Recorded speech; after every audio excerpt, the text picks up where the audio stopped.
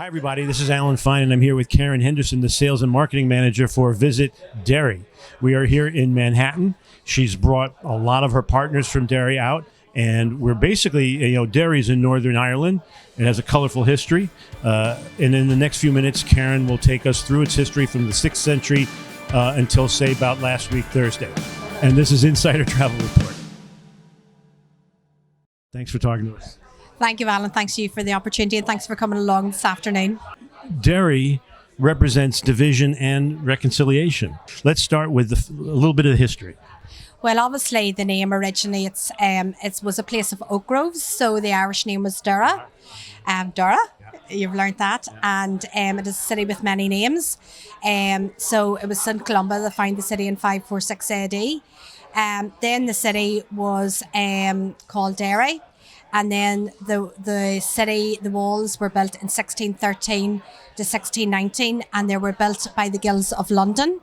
And during those days, they prefixed the word Londonderry because it was the Guilds of London who built the city. So that's where you have the Derry, you have the Londonderry.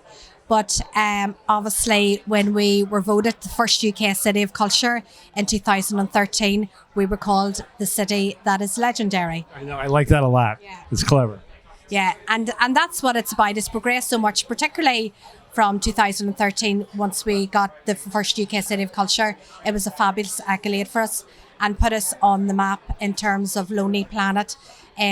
Obviously stated that we're one of the best destinations to visit. But that name also it signifies the unity and the ability to get along. Legendary. Yeah, absolutely. So we're actually Ireland's only completely walled city, and I suppose that makes us very unique. I would describe Derry as the Edinburgh of Scotland, where Belfast would be your Glasgow. Very much. The walls are 1 mile in circumference. It's very historical. Every step of the way, there's so much history, whether you go into some of the churches or the cathedrals. You've got the Guildhall, which was built in 1890 by the Guilds of London as well. And now we have, 11 years ago, we built the Peace Bridge, which is really symbolic. It's very much iconic. And when visitors come from North America, they walk the Peace Bridge. They feel there's a bit of history, and the city has progressed so much. You also have an army base that's now a concert venue. Yeah. So, yeah, and that's true because during World War II, it was a base, and then the army were based there during the Troubles. Back in 1995 with the peace process, that was handed back to the citizens of the city, and now we've got this wonderful area called Ebrington Square, which actually is the same as our Trafalgar Square. It's the same dimensions of Trafalgar Square. So when we hosted the UK City of Culture, we had concerts there with Robbie Williams, the BBC One Weekend. We now have the Wall City Brewery there, which is the only brewery restaurant in Northern Ireland, which brings a lot of our tour groups, it's particularly from North America, go there for their lunch or dinner. And we have now a new hotel opening up in Ebrington Square, namely the Ebrington Hotel in June 2023. Oh, so you're going over hotels. I was going to ask you later about them. That's great. That shows growth. That just shows the positiveness. It shows the investment in the walled city and the wider story of Derry. How easy is it to get there? Very easy. What I would recommend, most of our American visitors come in via Dublin. I'd recommend that they come into Belfast. They do 1 or 2 nights there in Belfast, head up to the Giant's Causeway and come into Derry and use it as a base to visit the Wild Atlantic Way or whatever. And most of them are doing at least a 2 or 3 night stay. In fact, the journey time from Dublin to Derry is 3.5 to 4 hours. Now, this is a city that can be seen on foot. Absolutely. It's very walkable. As I say, use the walls as your base. You can come off and necklace of the city. Absolutely. That's a great way to say it's actually the necklace of the city, and just all of the beautiful buildings that are outside of the city. Walking tours is ideal. We've got a range of different walking tours. We've got new food tours, and obviously Derry Girls is a big coup for us at the moment. So Netflix is estimating that we'll have over 10 million viewers after series 3. So again, that obviously gives us great opportunity to put Derry on the map.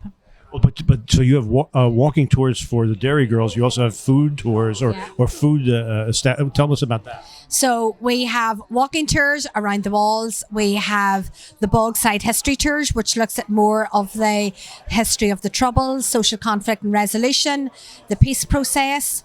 And then we have got a new Derry Girls food tour, which basically where you can go and make a cream horn bun in Doherty's Cafe. You can go Afternoon tea at the Everglades Hotel with a Derry Girls Green Tourism tour.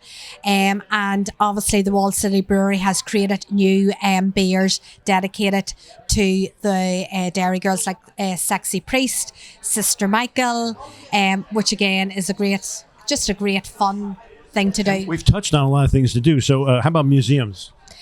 Lots of museums. I can name them all.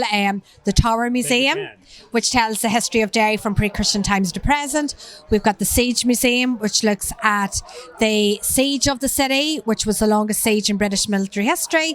And we've got the Museum of Free Derry, which looks particularly at the civil rights movement, and in particularly Bloody Sunday, which happened in 1972, and the civil inquiry. Music. Derry would be known as a city of music. So you've all heard of Danny Boy or the Londonderry Air, and that was actually developed outside of the city. So that obviously resonates with a lot of people coming back home from America. Danny Boy. And Derry is also a golf destination. Well, we're trying to promote, and we are, obviously, with the Open, which happened, the British Open happened in Portrush, is coming back to Portrush in 2025. And a lot of our golf operators are now using Derry as their base. For the golf, it's only less than 1 hour's drive. You've got the Walled City, you've got fantastic restaurants. You can walk the Peace Bridge, and you have traditional music nightly, which you don't always get in towns and villages in Northern Ireland. So really, we have it all. And the other thing is there's a great deal, and this is commissionable to travel advisors. You've got the City Pass. Yeah, so we launched the new Visitor Pass. It's the first of its type in Northern Ireland. It includes 10 attractions, and it's operational all year round.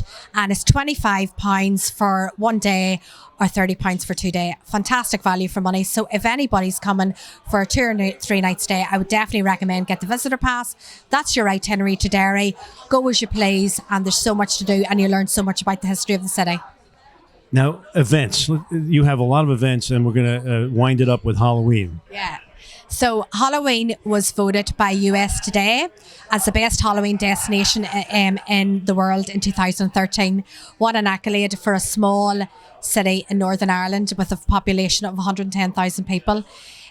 So in 2019, pre-COVID, we had over 100,000 people in the city over 5 days, and we're so excited to get everybody back for 2022 festival. And the main dates really would be the 29th to the 31st of October. And New York Times voted it as in the top 6 spectacular destinations in the world. So, but other events. So we have the Foyle Maritime. If any visitors are coming in between the 20th and 24th of July, we have the Foyle Maritime Festival. We have the Jazz Festival in Maytime, which is now renowned as the second best jazz festival in Ireland, next to Cork. And we also have the International Choral Festival happening the week before Halloween, where we bring lots of European choral choirs into the city. How many days would you think a guest would need to really see Derry comfortably? Well, I would say at least three night stay would be ample, so that you can stay in Derry, get out, enjoy, meet the locals, and that's what it's all about. It's having the crack, it's having the fun, it's learning the history, but it's also about meeting with the locals. And most of our people in the industry are all from the local area, and I think that's really a real big USP. So we go out to over 100,000 travel advisors every day. How would you tell them to sell Derry to their clients? Well, obviously, Ireland is a very popular destination. A lot of their clients have probably been to Dublin and the south of Ireland. I would say come north in 2022, 2023. We've so much to offer. And I mean, Derry is the place to be, where the Wild Atlantic Way meets the Causeway Coastal Route. It's a great proposition, and we can assure your clients of a very warm welcome. Thank you for talking to us. Thank you very much. It's been a pleasure. And this is Alan Fine for Insider Travel Report.